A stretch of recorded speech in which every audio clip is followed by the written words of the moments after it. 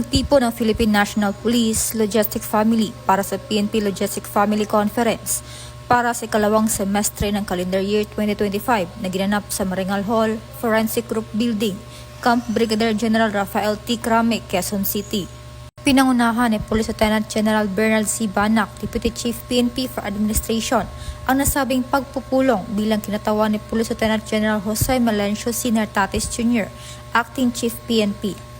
Layunin ng komprehensya na suriin ang kabuang performance ng logistics sector ng pambansang pulisya, talakayin ang mga pangunahing hamon at patatagin ang mga estrahensya upang mapanatili ang kahandaan, integridad at pananagutan ng mga unit sa buong bansa.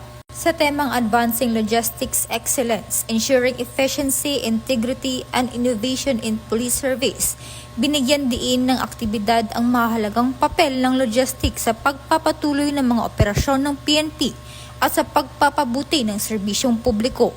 Ang naturang komprehensya ay nagsilbing mahalagang pagkakataon upang pagtibayin ang pagkakaisa ng logistic family sa patuloy na pagsulong tungo sa isang mas epesyente at makabagong PNP na tunay na naglilingkod para sa bayan.